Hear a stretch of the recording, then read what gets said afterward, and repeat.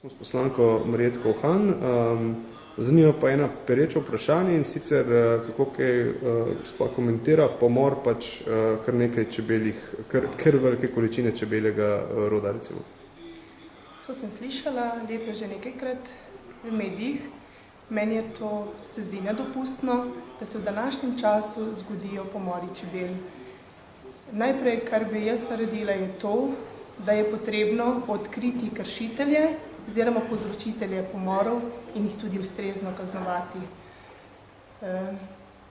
Potem pa še več delati na izobraževanju, na doslednim izvajanju zakonodaje in sem prepričana, da potem do kaj takega ne bo več prihajalo.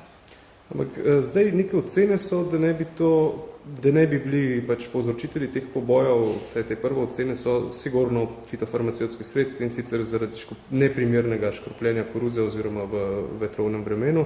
Pa me zanima, glede na to, da, ali pa saj ste bili ena od zagovornic zakona, ki se eno leto nazaj sprejemal o fitofarmacevskih sredstvih, pa ta zakon pa omogoča pač kar liberalizacijo tega trga oziroma lažjo dostopnost, šolanje ni bilo več potrebno in tako naprej.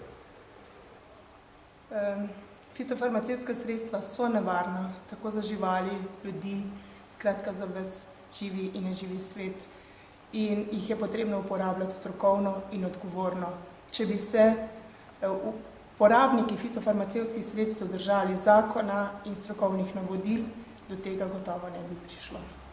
Pa bom rekel, glede na to, da se tudi ukvarjate s prodajo fitofarmacevtskih sredstev, se ta prodaja po uvedbi količina prodaje po uvedbi zakona pred enim letom povečala, zmanjšala, po vaših informacijah? Po naših informacijah in tudi, kot sem slišala predstavnike ministrstva, se je poraba zmanjšala, kar je tudi prav, predvsem pa bi morali delati na strokovni uporabi fitofarmacevtskih sredstev. Kaj pa problemi z uvozom pač fitofarmacevtskih sredstev iz Hrvaške recimo, pa tudi iz drugih držav lahko Evropske unije? Tle zakonodaja je jasna.